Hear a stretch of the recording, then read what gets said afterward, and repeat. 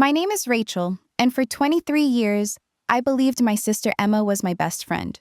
We shared everything, supported each other through heartbreak, and celebrated every milestone together. She was my maid of honor, the godmother to my children, the person I called when life felt impossible.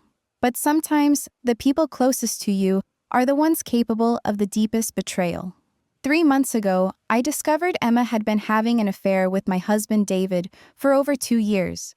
The way I found out still makes my blood boil. But what she did next, what she said to my face, while my marriage crumbled around me, that crossed a line I never thought she would cross. So I planned the perfect dinner party. Just close family.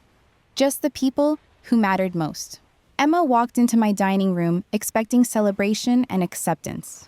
Instead, I served her the most exquisite humiliation of her life. If you are watching this story unfold, please hit that subscribe button and let me know in the comments where you are tuning in from. This is about loyalty, betrayal, and what happens when someone pushes you too far. Before I tell you about that dinner party, you need to understand how deep this betrayal went. Emma and I grew up in a small town outside Portland where everyone knew everyone else's business. Our parents died in a car accident when I was 25 and Emma was 22, leaving us with nothing but each other and a pile of medical bills. We became each other's entire support system. When I met David at a conference 3 years later, Emma was the first person I called. When he proposed 6 months after that, she helped me pick out my wedding dress. When our daughter Sophie was born 2 years later, Emma was in the delivery room holding my hand. David worked as a financial advisor while I taught high school English. We built what I thought was a solid, happy life. Emma struggled more with relationships, bouncing between boyfriends who never seemed to appreciate her intelligence or ambition. She worked as a marketing coordinator for a tech startup, always complaining about feeling undervalued and underpaid. I supported her through every breakup, every job disappointment, every family crisis. She lived 10 minutes away and came over for dinner at least twice a week. Sophie adored her Aunt Emma and begged for sleepovers constantly. Looking back now, I can see the signs I missed. The way Emma started dressing differently when she knew David would be around. How she always found excuses to stop by when I was at work, but David was home. The subtle way she would touch his arm during conversations or laugh just a little too loudly at his jokes. But I trusted them both completely. The thought of betrayal never even crossed my mind. The discovery came on a rainy Tuesday afternoon in October. I had left work early with a migraine and came home to find David's car in the driveway alongside Emma's. Strange, since Emma had told me she was swamped with a project deadline and could not make our usual Tuesday dinner. I walked through the front door, calling out hello, expecting to find them planning some surprise for my birthday the following week. Instead, I heard sounds from upstairs that made my stomach drop. Voices, movement, the unmistakable rhythm of intimacy. I stood frozen in my hallway for what felt like hours, but was probably only seconds. Part of me wanted to turn around and leave, pretend I had never come home early, never heard what I was hearing. But the other part of me, the part that had been betrayed in the most fundamental way possible, needed proof. I climbed those stairs on legs that felt like they might give out at any moment. Their voices became clear as I approached my bedroom door, which stood slightly ajar. Emma was saying something about how good it felt to finally be honest about their feelings. David responded that he had never felt this way about anyone, that what they had was real and powerful and worth the complications. I pushed the door open wider and saw my husband and my sister in my bed, surrounded by the sheets I had washed and changed just that morning. The confrontation that followed was brutal. David immediately started making excuses about how our marriage had grown stale, how we had become more like roommates than lovers. Emma, naked and defiant, told me she was sorry I had to find out this way, but she was not sorry for what they had done. She said they had fallen in love, and love could not be controlled or scheduled or made convenient for everyone else. She said I would understand someday when I was more mature about these things. more mature. Those words hit me like a physical blow. I had supported this woman through everything, sacrificed for her, loved her unconditionally, and she was calling me immature for being devastated by her betrayal. David asked me to be reasonable, to consider what was best for everyone involved, including Sophie. He suggested we could work out some kind of arrangement that honored everyone's feelings. I told them both to get out of my house immediately.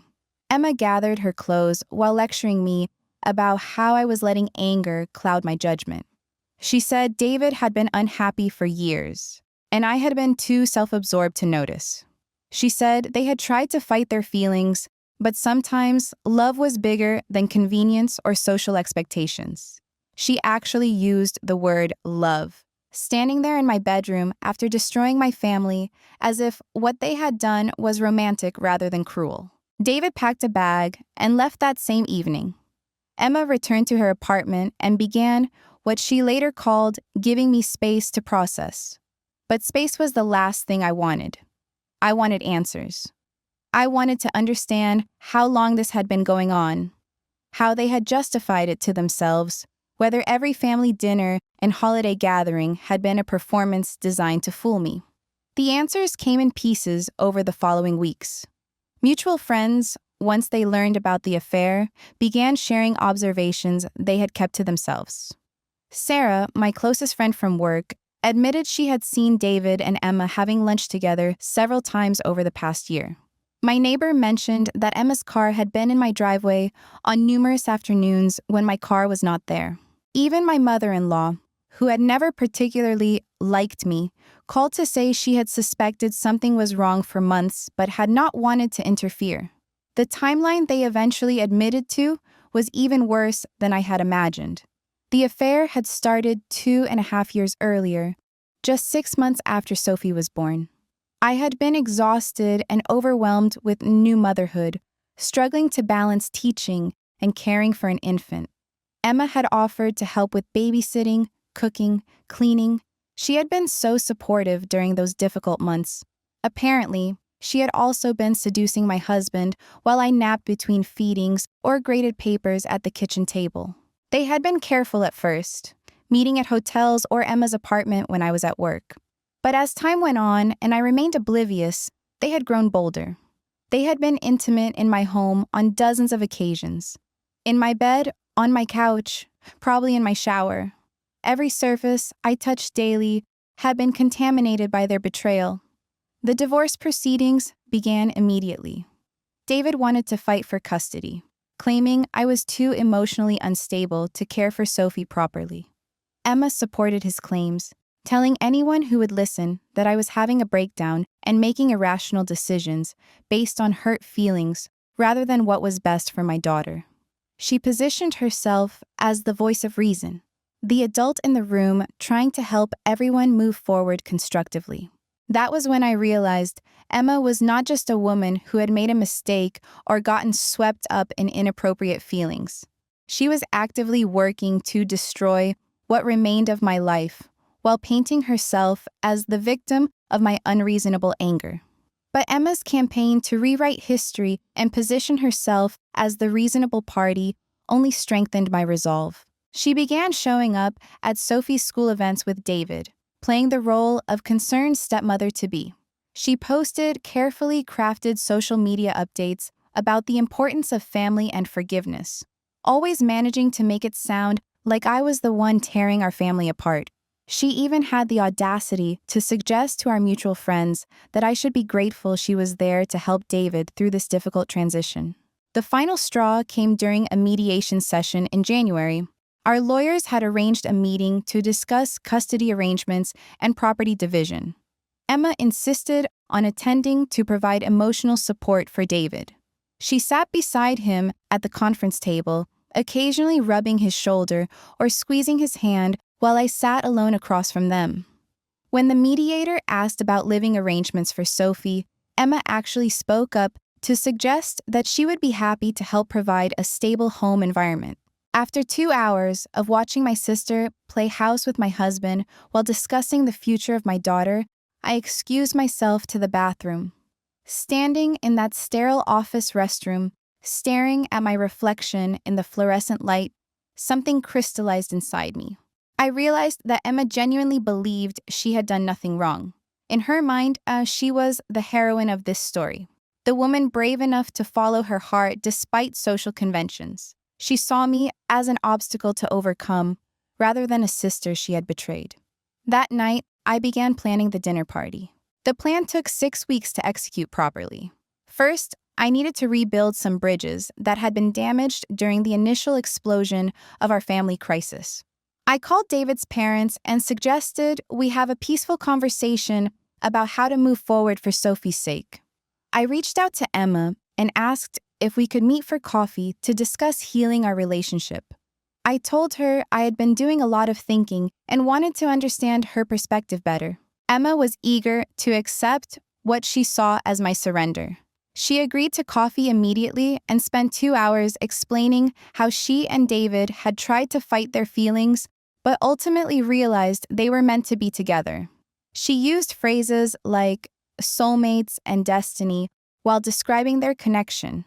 She told me she hoped I could find it in my heart to forgive them both, and maybe even find happiness for them as a family. I listened and nodded and asked thoughtful questions about their future plans. I apologized for my initial reaction and admitted I had been too emotional to think clearly. Emma seemed relieved and even hugged me goodbye, saying she knew I would come around eventually because I was too smart and loving to stay angry forever. David's parents were slightly more skeptical when I called them, but they agreed to a family dinner when I explained that I wanted Sophie to maintain relationships with both sides of her family despite the divorce. I suggested we include Emma, since she was now such an important part of David's life, and would presumably be part of Sophie's future as well. The date was set for a Saturday evening in March. I spent weeks planning every detail, from the menu to the seating arrangement to the timing of each course. I hired Mrs. Chen, an elderly woman from my neighborhood who had catered several school events, to help prepare the food and serve it properly. I told her we were having a delicate family reconciliation dinner and needed everything to be perfect. I invited David's parents, his younger brother Mark, with his wife Jennifer, Emma, David, and of course Sophie would be there. 8 people total, including myself. I bought new dishes, had the dining room professionally cleaned, even purchased fresh flowers for centerpieces. Emma commented on how beautiful everything looked when she arrived, saying she was proud of me for handling everything so maturely. David seemed uncomfortable, but relieved that I appeared to be moving toward acceptance. His parents were cautiously optimistic, clearly hoping this dinner meant the worst of the family drama was behind us. Mark and Jennifer, who had always liked me, seemed genuinely happy that we might find a way to remain connected despite the divorce. Sophie, now 4 years old, was excited to have everyone together for dinner. She had been struggling to understand why Daddy did not live with us anymore, and why Aunt Emma made Mommy cry sometimes.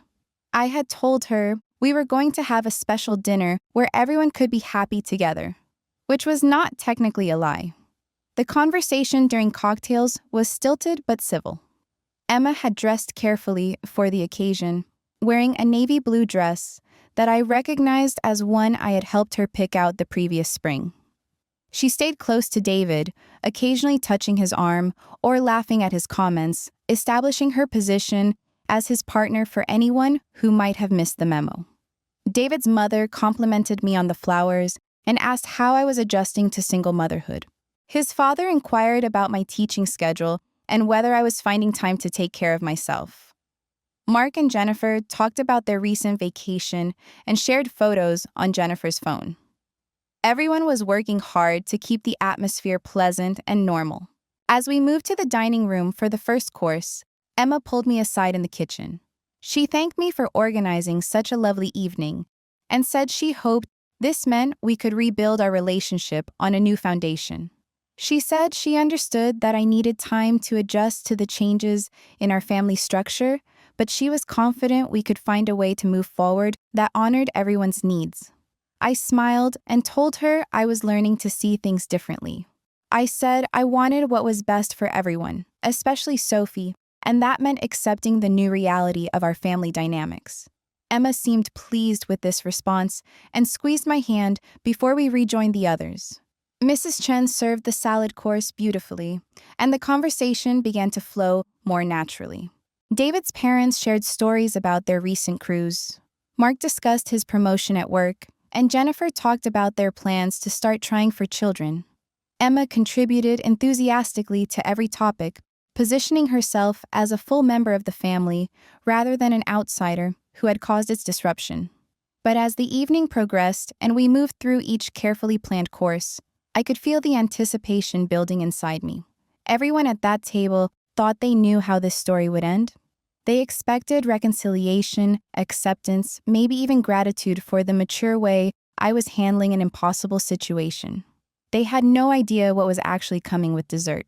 The main course arrived as planned.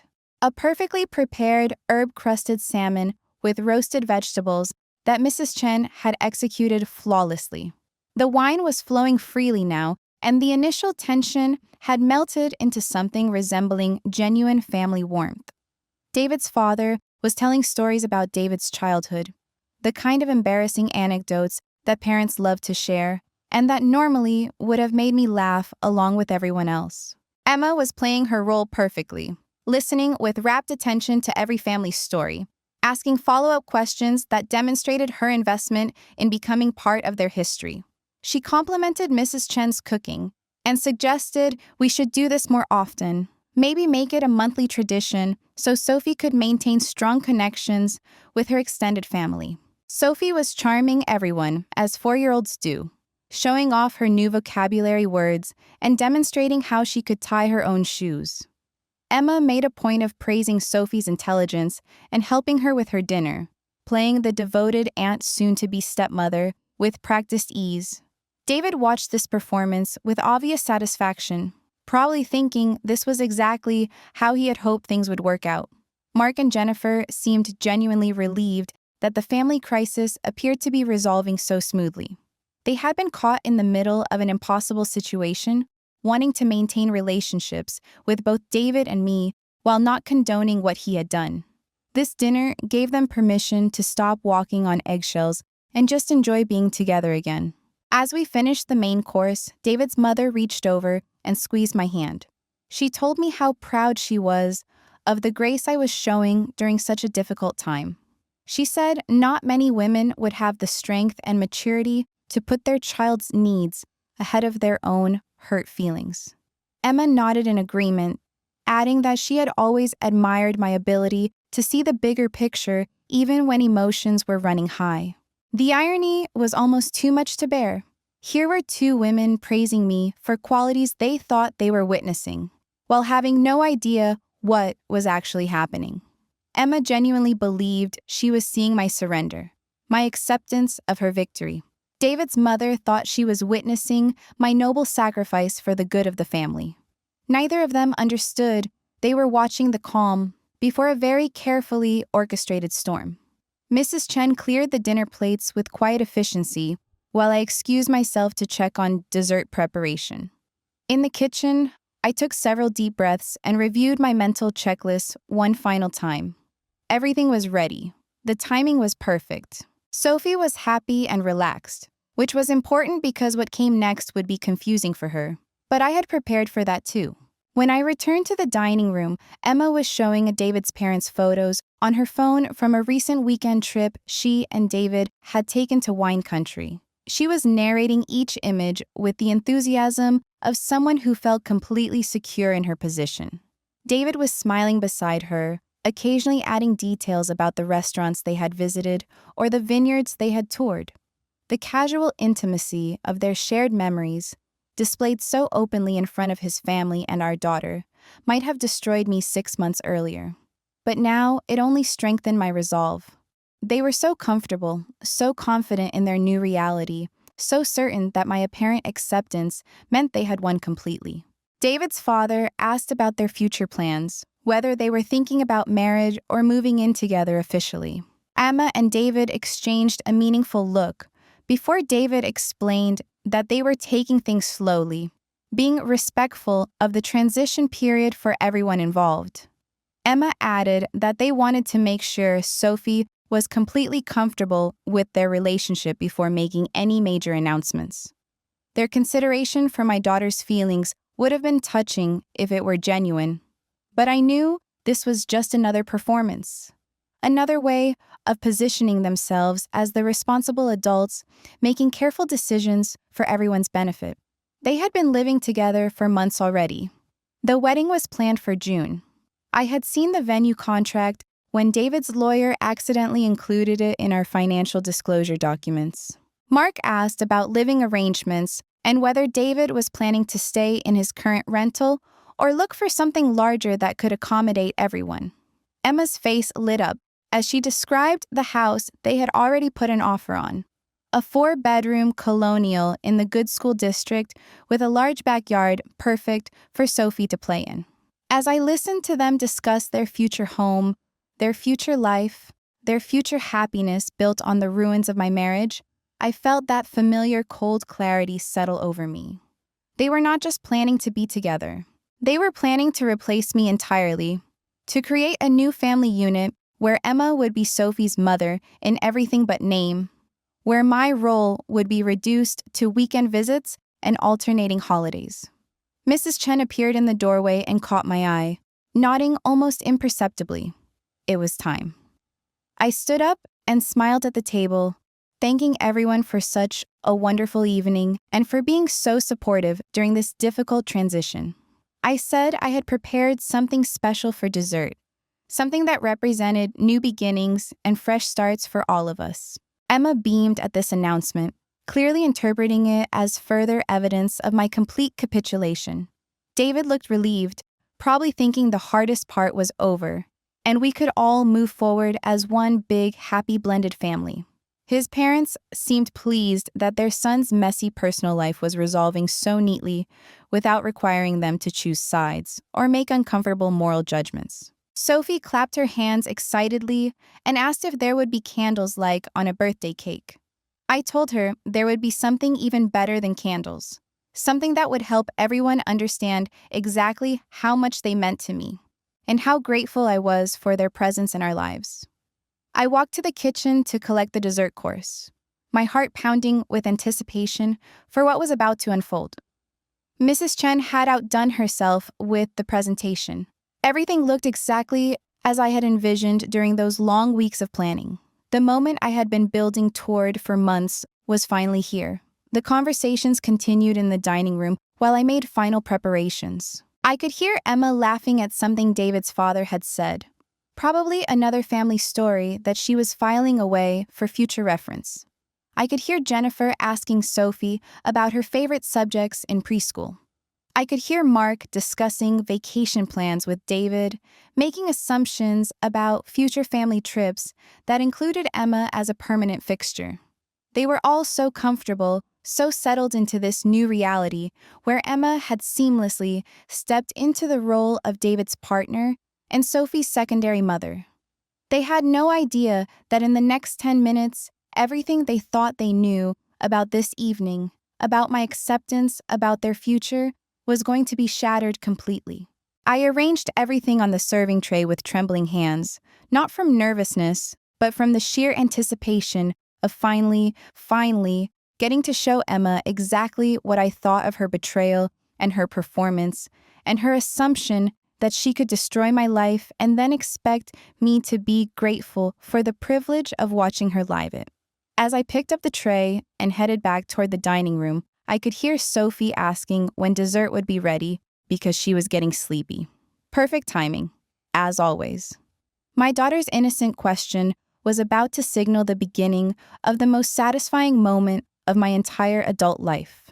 The dining room fell quiet as I entered with the dessert tray. 8 expectant faces turned toward me, including Emma's, which was glowing with contentment and what she probably thought was justified victory. She had no idea she was about to discover exactly what kind of woman she had chosen to betray. I set the tray down carefully in the center of the table, making sure everyone could see what I had prepared. The dessert looked absolutely perfect, exactly as I had envisioned during those long nights of planning. Individual chocolate tarts arranged on elegant white plates, each one garnished with fresh berries and a delicate sprig of mint. Mrs. Chen had executed my vision flawlessly. But it was not the tarts themselves that mattered. It was what accompanied them. Beside each dessert plate, I had placed a carefully printed card. From a distance, they looked like elegant place cards, or perhaps small menus describing the dessert course. Emma picked up her card first, probably expecting to see some thoughtful message about new beginnings or family unity. Her smile began to fade as she read the first line. The card contained a detailed timeline of her affair with David. Dates, locations, specific incidents I had uncovered through months of investigation. The lunch at Romano's on March 15th of last year while I was teaching parent conferences. The weekend in Seattle last October when she told me she was visiting college friends. The afternoon in my kitchen on Sophie's 3rd birthday while I was upstairs putting her down for a nap. David grabbed his own card, his face going white as he realized what was happening. His card detailed the financial records I had discovered, the hotel charges on our joint credit card that he had explained away as business expenses, the expensive jewelry purchase from Tiffany just 3 days before my birthday, jewelry I never received, but that Emma had been wearing to work the following week. The couple's massage package he had booked and paid for while telling me he was working late on a difficult case. Emma's hands started shaking as she continued reading. Her card included screenshots of text messages I had recovered from David's phone during those first chaotic days after discovery. Messages where she called me pathetic and boring. Messages where she joked about how clueless I was, how easy it was to fool me. Messages where she complained that David was taking too long to leave me, and that she was getting tired of pretending to care about my problems. David's parents were reading their cards in stunned silence. I had given them copies of the emails David had sent to Emma, discussing his plans to minimize his financial obligations to me and Sophie. Emails where he calculated how much less he would have to pay in child support if he could prove I was an unfit mother.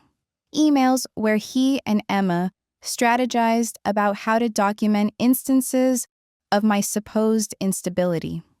Mark and Jennifer stared at their cards in horror. Theirs contained the private investigator's report detailing every location where David and Emma had been seen together over the past 2 years. Restaurants I had never been to, hotels and cities they had visited while telling me they were attending separate work conferences. Even photographs of them kissing in the parking lot of Sophie's preschool during a school event I had missed because of a faculty meeting. The silence stretched for what felt like an eternity. Sophie was the only one who seemed unaffected, carefully eating her chocolate tart and swinging her legs under the table. She looked around at all the adults reading their cards and asked innocently if they were birthday wishes.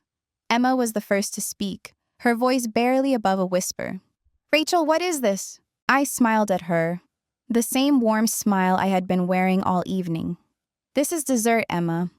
I thought everyone should have all the information before we start making plans for the future. You know how much I value honesty in our family." David crumpled his card and threw it on the table. "This is insane, Rachel. You cannot ambush people like this." "Ambush?" I kept my voice perfectly calm, perfectly reasonable. "I invited my family to dinner to discuss our future together. I am simply making sure everyone has the complete picture of what that future looks like. After all, Emma, you said yourself that you hoped I could find happiness for you as a family.